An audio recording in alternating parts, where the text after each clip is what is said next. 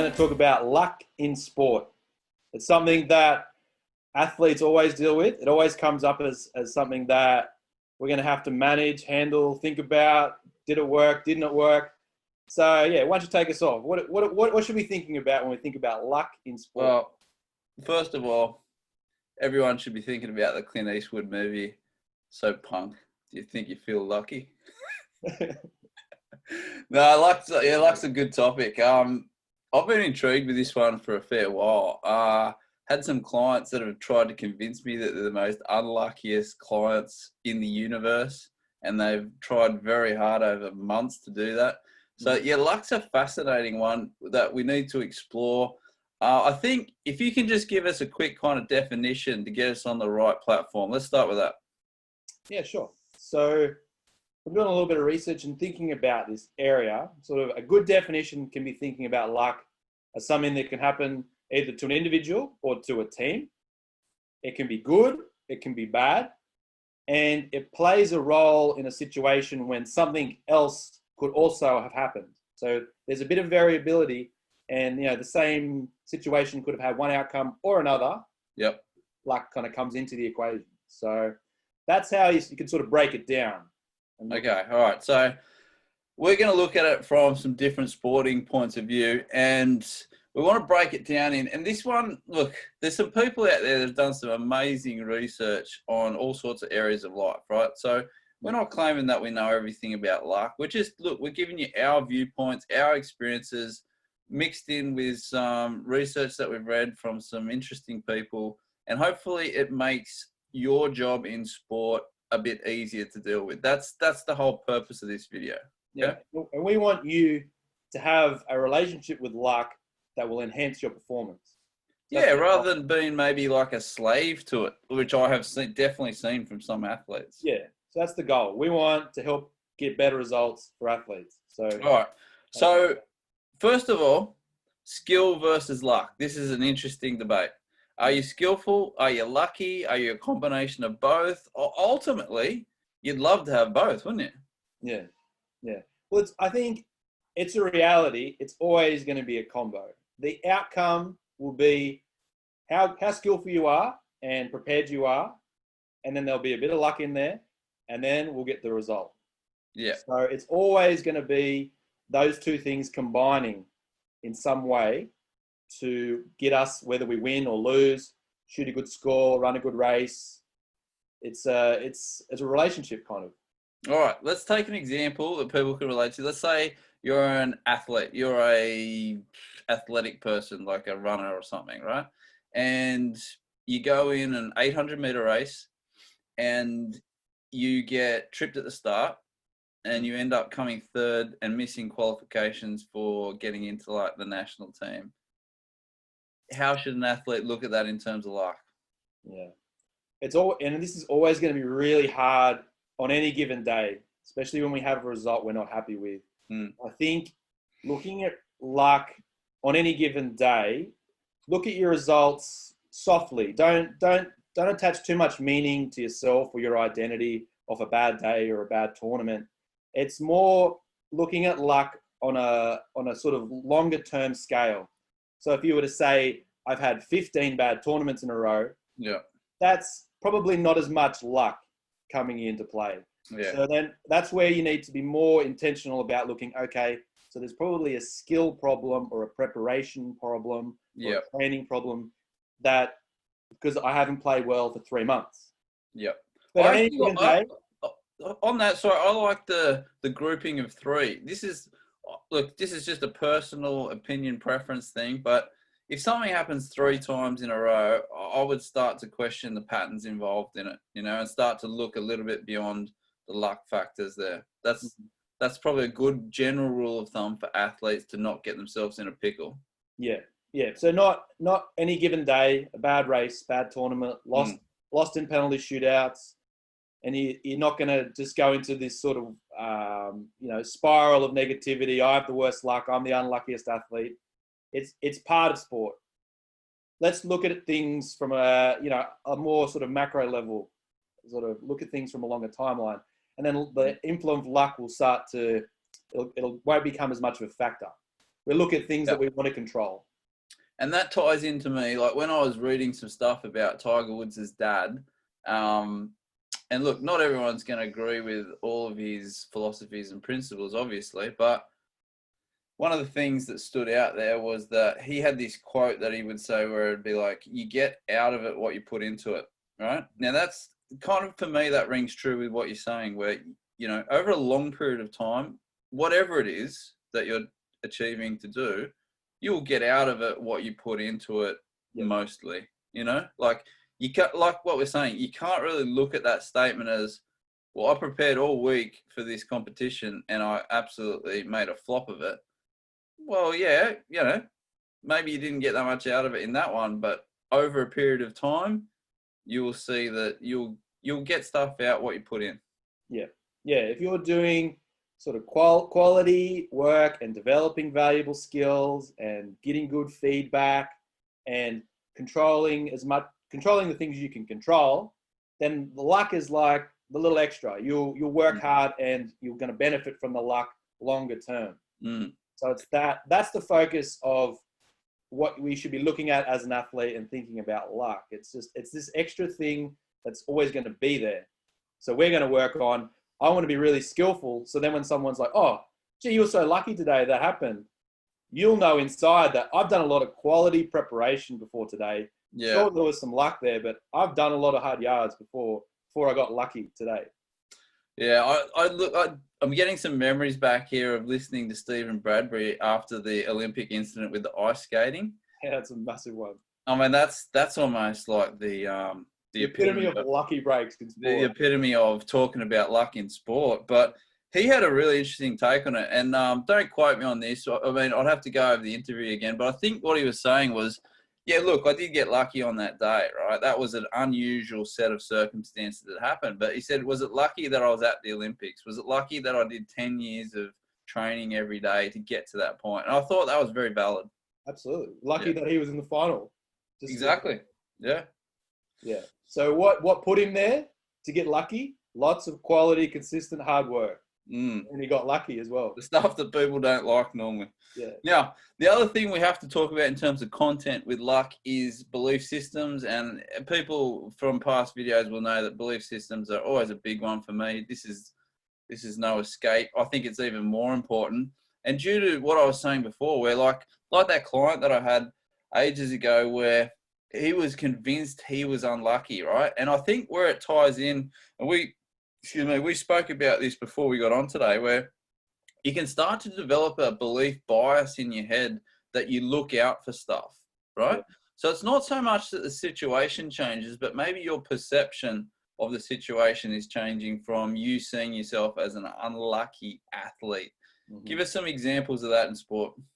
Yeah, so if you have this belief, oh, I'm always so unlucky and, you know, I never get the right breaks.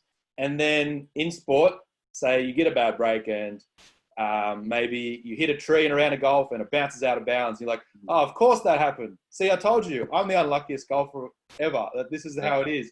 It's like a self-fulfilling prophecy, and you're gonna focus on it, put too much sort of stock in that happening, and it's not helping you. So we want to like focus on having a helpful mindset and belief about luck. Yeah, for sure. I'm an unlucky athlete. You're not gonna help yourself a long time. And we want to what's a helpful mindset? What's helpful self-belief with luck? Yeah, so you know, you could have some beliefs around luck instead, which is like, I actually am a lucky athlete. You know, just a simple one like that, like lucky things happen to me. Much more helpful. Much more helpful. I mean, your ability to control luck there's a lot of debate around whether that's even possible, right? Yeah. So we're not going into that. But if you are going to have any sniff at all, you'd want to have some beliefs which is something like that, like Gary Player's one, the harder I work, the luckier I get. That can help a lot of people. Mm-hmm, mm-hmm. For some people, they take that the wrong way and they grind themselves into injury, but that's another thing. Yeah. What's another good one around luck? Well, I just think that that's sort of focusing on having a helpful mindset in relation to it and knowing, I think we always have biases in our brain and we're not aware of them. Like that's the nature of a bias. And so if we put ourselves where we're moving towards having a positive luck bias. Yes. We're going to be more aware of the good breaks. Yeah. Oh, well, that was lucky. Oh, see, I am a lucky golfer, or I am a lucky athlete. Yeah. We're putting ourselves on the right track, a better track in this sort of in dealing with luck in sport.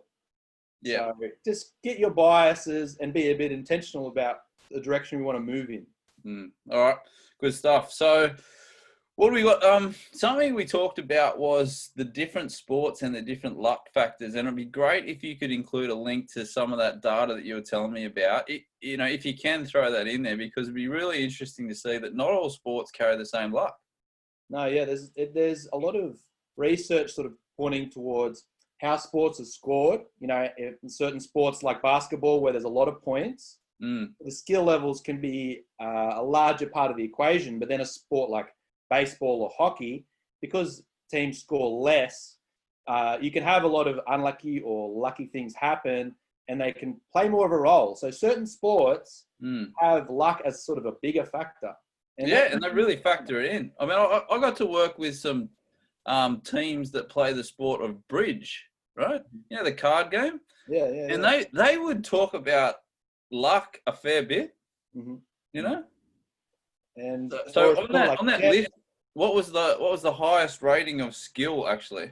Yeah, so the most luck independent sport was chess. Apparently, that's the highest level of just basically pure skill versus another player. Yep. Not really too much luck that goes on. Obviously, there's still a component, but apparently that is just skill, preparation, memorizing movement patterns, memorizing different plays is basically the most of the equation for how the outcomes sort of unfold. Right. So just something to be aware of. Not every sport's the same. Not every sport relies on luck as much as others. I'd like people to have a think about their sport and consider maybe where their sport is on the luck scale of things relative to other sports, and how that impacts things and how they're going to position themselves with that. Because if you're in a sport that carries a large degree of luck with it, I think your mindset has to be a bit more adaptable. Yeah. You can't just sort of be relying on in the moment, work it out, have a good mindset. You need to have one already prepared. So work out what's the best mindset that I can have ready, intentionally worked out, and then I'll go into competition with that in mind. Yeah, and also being able to, like you say, deal with the blows a bit better in the short term, Yeah. All right, so takeaway tips. We're running out of time as per normal. So takeaway tips for people. First one we discussed was increase your awareness of basically how luck works, right? Mm-hmm. So instead of just... Sorry, what was that? And then your beliefs about how you see yourself as a lucky athlete or an unlucky athlete, and how that has an impact and shapes your biases, shapes how you look at results. Yeah, so just simply start with that. Like, ask yourself, stop for a moment, stop all your thoughts and say, do I actually see myself as a lucky athlete? And then see what your brain comes up with. Yeah. And if the answer is no, I actually see myself as someone that gets all the bad breaks, well then you might have a bit of work to do there. Yep, for sure. That's a good takeaway, something that you can actually work on. Yeah, rather than just being this fatalistic thing, which is like, oh, well, luck did this to me today in sport, and so that was that, I've got no control, nothing I can work on. Nothing I could have done. Yeah. What about the next one?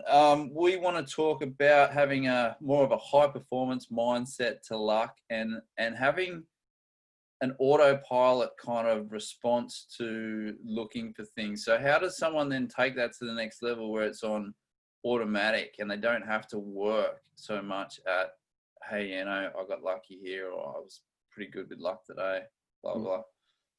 Yeah, well, that just comes down to the skill focus, and a lot of the other videos that we've talked about, where you getting into flow states, working out the right things to practice, and being like uncomfortable in practice to really sort of push the limits on developing your skills. So then when you're in competition and luck kind of comes in, we're advancing and putting ourselves at an ever improving area in terms of our skills.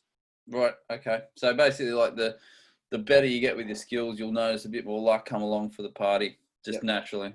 Mm-hmm.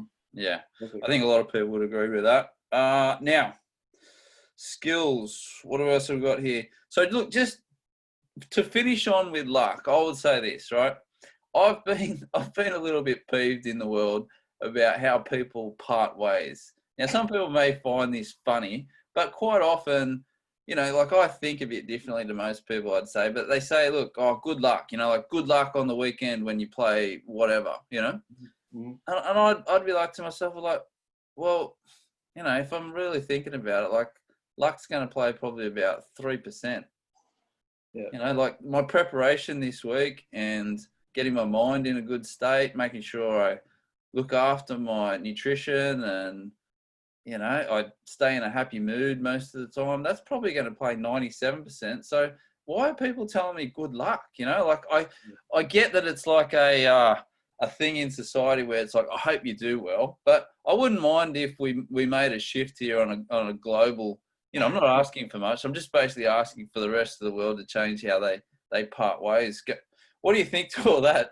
Yeah, a more of a process focused, you know, hope you perform well, or hope you focus well, or prepare well, instead of good luck. Good luck, yeah. Put Good a luck. little bit more of a, because then it would have a benefit, because then you're sort of being more aware of it yourself. You're like, you know, that's the stuff that I can control. So I hope other people do it well as well. Yeah. So maybe tour, and look, you know, with all these things, have a bit of fun with it as well. Like if, you know, one of your friends is going off for a big competition, you know, they're nervous and everything, you're like, you know, don't worry about luck. Small percentage for you.